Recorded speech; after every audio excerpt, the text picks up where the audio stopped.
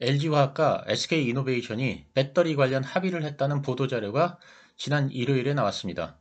지금이라도 합의를 해서 천만다행이라는 생각이지만 저는 칼자루를 쥔 LG화학 쪽에서 SK이노베이션과 좀 더 적극적으로 협상에 임해서 서로 앙금이 생기기 전에 합의를 했어야 한다는 아쉬움을 가지고 있는 사람입니다.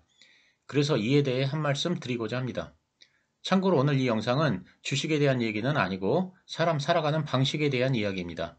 혹시 주식에 대한 얘기를 기대하시는 분들은 이 영상이 도움이 되지 않을 것임을 미리 말씀드립니다. 제가 SK이노베이션에 다닐 때 전해 들었던 얘기 하나를 소개하겠습니다. 그 당시 SK이노베이션은 금호고속의 버스를 렌트해서 출퇴근 버스로 사용하였습니다. 그런데 금호고속의 버스가 제 시간에 오지 않는 날이 많았고 어떤 날은 통보도 없이 아예 나타나지 않아서 직원들이 회사에 지각하는 일이 자주 발생했습니다. 그래서 출퇴근 버스에 대한 직원들의 불만이 커져갔고 총무팀의 출퇴근 버스 관련해서 컴플레인을 해댔습니다. 출퇴근 버스를 운영하는 부서는 총무팀이었기 때문입니다.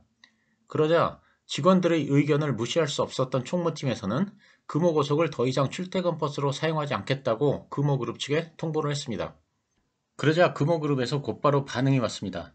아시아나항공은 금호그룹의 주력 계열사였습니다. 그리고 아시아나항공은 SK이노베이션의 아주 중요한 고객이었습니다. 왜냐하면 아시아나항공에 사용되는 기름을 SK이노베이션에서 100% 공급하고 있었기 때문입니다. 비행기에 사용하는 기름을 항공유라고 합니다.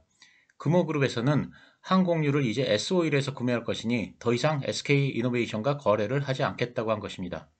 아마도 금호고속을 더 이상 출퇴근 버스로 사용하지 않겠다고 통보한 SK이노베이션 총무팀의 조치에 많은 섭섭함을 느꼈던 것 같습니다. 즉 소통에 문제가 있었던 것이라고 저는 생각합니다. 그러자 발등에 불이 떨어진 것은 SK이노베이션이었습니다. 출퇴근 버스 때문에 가장 큰 고객인 아시아나항공이 날아갈 판이었습니다. SK이노베이션 총무팀은 자신이 갑인 줄 알았는데 알고 보니 을이었습니다. 그래서 회사의 임원들이 금호그룹 관계자에게 사정사정해서 겨우 아시아나항공과 거래를 계속할 수 있었다는 얘기를 들은 적이 있습니다. SK이노베이션의 총무팀장은 자신의 업무와 관련해서는 정당한 결정을 했을지 모르지만 회사의 경영자는 눈앞에 보이는 것만 보면 안 되고 회사 전체에 나아가 자신의 결정이 그룹 전체에 어떤 영향을 미칠지 그 여파까지 생각해 봐야 한다는 점에서는 훌륭한 경영자라고 평하기는 어렵습니다. 즉 경영자는 넓은 시야를 가져야 하는데 그런 점에서는 아쉬운 면이 있습니다. 또 다른 예를 들어보겠습니다. 우리나라 영화 투자 배급의 3대 강자는 전통적으로 CJ ENM, 쇼박스, 그리고 롯데 컬처웍스입니다. 쇼박스는 오리온그룹의 계열사입니다. 현재 3대 극장 체인 중 하나인 메가박스 극장은 지금은 중앙일보 소유지만 과거에는 쇼박스가 소유하고 있었습니다. 쇼박스가 맥쿼리의 메가박스를 매각한 후 이를 다시 중앙일보가 사들인 것입니다. 쇼박스가 메가박스를 소유하고 있었을 때의 일입니다. 그때 SK텔레콤이 새로 영화 투자 배급에 뛰어들었습니다. 결과적으로는 영화 배급 분야에서 성공하지 못하고 시장에서 철수했지만 원스 어폰 어 타임, 핸드폰, 인사돌 스캔들 등이 SK텔레콤이 투자 배급을 한 영화들입니다. 어쨌든 초창기에 SK텔레콤은 영화 시장에 의욕적으로 진출을 했었습니다. 영화 투자 배급사들은 통상적으로 영화 펀드라는 걸 결성해서 그 펀드에서 영화 투자를 합니다. 그래서 SK텔레콤도 그 당시 영화 사업의 강자인 쇼박스와 같이 영화 펀드를 만들고자 러브콜을 보냈습니다. 하지만 쇼박스 입장에서는 이제 새로 영화 사업에 뛰어든 SK텔레콤의 제안이 그리 달갑지 않았던 것 같습니다. 그래서 SK텔레콤의 러브콜을 무시하고 다른 곳과 영화 펀드를 만들었습니다. 아마도 이 과정에서 SK텔레콤이 자존심이 상했던 듯합니다. SK텔레콤의 멤버십 카드는 영화를 좋아하는 관객들에게 큰 인기였습니다. SK텔레콤 VIP에게는 연 6회까지 영화를 무료로 볼 수 있도록 하였고 그 외에도 영화 티켓을 50%나 할인해 주었기 때문입니다. 그래서 영화 관람객들이 대부분 통신사 카드, 특히 SK텔레콤의 멤버십 카드를 애용했습니다. 그런데 SK텔레콤이 메가박스를 멤버십 카드 할인 대상에서 제외해버렸습니다. 이제 SK텔레콤의 멤버십 카드로는 더 이상 메가박스의 할인을 해주지 않기로 한 것입니다. 이는 쇼박스에는 결정적 타격이었습니다. 평소 메가박스를 이용하던 사람들이 이제는 CGV나 롯데시네마로 발걸음을 옮기기 시작했습니다. 그래서 메가박스의 경영 실적에 큰 타격이 오게 됩니다. 제가 무슨 말씀을 드리느냐 하면 회사 경영을 하다 보면 영원한 강자도 없고 영원한 약자도 없습니다. 특히 사업 규모가 비슷하고 또 여러 분야에서 서로 얽히는 회사면 더욱 그렇습니다. 그래서 지금 강자에 있는 회사가 상대방이 감정이 상할 때까지 궁지로 모는 것은 좋은 방법은 아닙니다. 단지 시기 문제일 뿐 반드시 대치기를 당할 때가 오기 때문입니다. 저는 LG화학과 SK이노베이션의 대립을 보고 그런 것을 느꼈습니다. LG화학이 지금 당장 유리한 위치에 있다고 해서 SK이노베이션을 쥐어짜고 궁지로 모는 것은 좋은 전략은 아니라는 생각이었습니다. SK이노베이션 입장에서는 배터리 사업을 포기할 수도 없고 그렇다고 3전환되는 천문학적인 돈을 배상하고 사업을 할 수도 없는 진퇴양난의 처지에 몰린 것이기 때문입니다. 그러면 하는 수 없이 한 가지 선택을 하겠지만 마음에는 커다란 앙금이 남을 것입니다. 그리고 시간이 지나면 사안에 따라 강자와 약자의 위치가 바뀌게 되는 시기가 반드시 오게 되는데 그때는 한번 당했던 회사가 반드시 복수를 하게 됩니다. 예를 들어보겠습니다. 요즘 차량용 반도체의 부족 때문에 전 세계 자동차 업체들이 난리가 아닙니다. 반도체가 없어서 자동차를 만들지 못합니다. 현대차도 차량용 반도체가 없어서 당진 공장을 일시 중단하였습니다. 이런 일이 발생하리라고는 1년 전만 해도 상상을 못했는데 이런 일이 발생했습니다. 그런데 만약 차량용 반도체가 아니라 전자제품에 들어가는 첨단 반도체가 모자라는 상황이 온다면 어떻게 될까요? 설마 그런 일이 일어날까라고 생각하시겠지만 설마가 사람 잡는다는 말이 있듯이 세상에는 언제 어떤 일이 발생할지 아무도 모릅니다. 얼마 전에 반도체 부족에 TV 패널 타격이라는 기사가 아시아경제에서 나왔습니다. TV용 반도체도 부족하다는 기사입니다. 만약 전자제품에 들어가는 또는 전장 부품에 들어가는 고부가 반도체의 공급이 현저히 딸리는 시기가 온다면 그래서 만약 그때 SK 하이닉스 측에서 앙심을 품고 LG그룹의 반도체를 공급을 못하겠다고 하면 어떻게 될까요? LG그룹으로서는 커다란 문제에 직면하는 것입니다.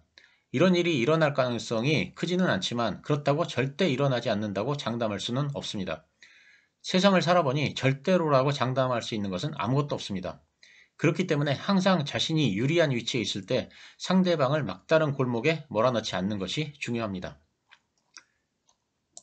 회사 경영의 1차 목표는 회사가 위험에 처하지 않도록 회사를 안정적으로 운영하는 것이고 2차 목표는 수익을 극대화하는 것입니다.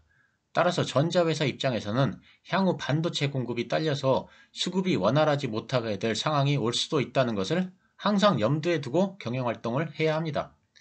반도체는 하나의 예를 든 것이고 굳이 반도체가 아니더라도 LG의 입장에서는 다른 문제로 SK의 도움을 받을 일은 반드시 생깁니다.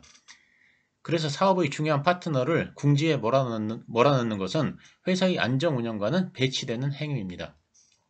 저는 종종 회사 수익의 극대화라는 2차 목표에 욕심을 부리다가 회사가 안정적 운영이 더 중요하다는 1차 목표를 잊어버리는 경영자를 종종 봅니다. 제가 원유 트레이딩 업무를 할 때 제 상사는 항상 해지의 중요성을 강조했습니다. 그 당시 제가 읽은 자료에 의하면 역사적으로 볼 때 해지를 하지 않은 기업은 결국 망했습니다. 그것도 망할 확률이 100%였습니다.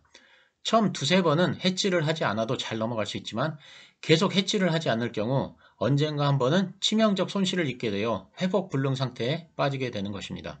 CGV는 2016년 4월 터키의 최대 극장 사업자인 마르스 엔터테인먼트 그룹 지분 38.12%를 3,019억 원에 사들여 최대 주주가 되었습니다. 이 딜에는 메리츠 종금증권이 재무적 투자자로 참여했습니다. 메리츠 증권은 총수입 수합 방식, 즉 TRS를 통해 인수대금을 마련했습니다. TRS는 신용파생 금융상품의 일종으로 매출 만기일이 다가왔을 때 주식과 채무를 그대로 교환하되 빌린 돈의 상환 금액을 환율에 따라 달라지도록 하는 거래 방식입니다.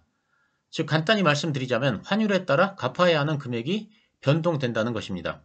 평소 같으면 큰 문제가 없었겠지만 터키에서 경제 위기가 발생하면서 터키의 화폐 가치가 큰 폭으로 떨어졌습니다.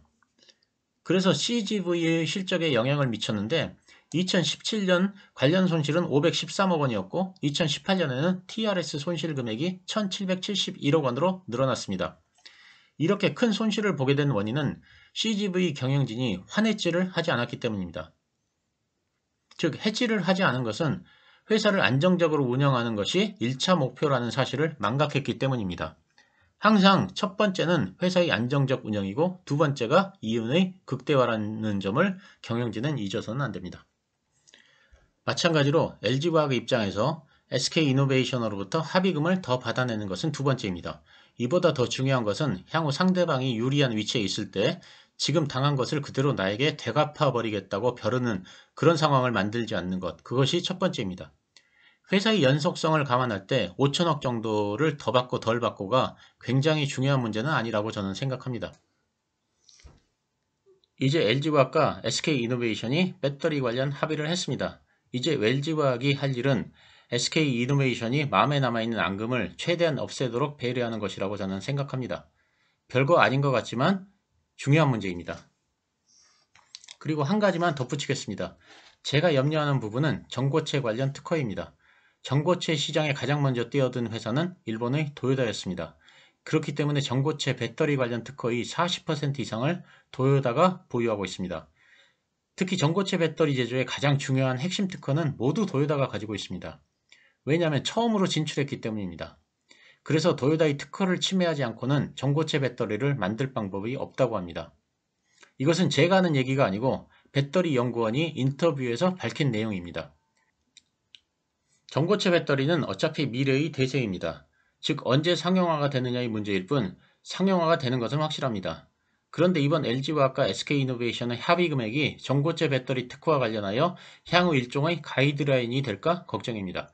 이 정도의 침해로 SK이노베이션이 LG화학에 2조 원을 줬다면 향후 전고체 배터리를 만들 때 LG화학은 도요다의 핵심 기술에 대한 특허료로 얼마를 줘야 할까요? 한번 생각해 보시기 바랍니다. 감사합니다.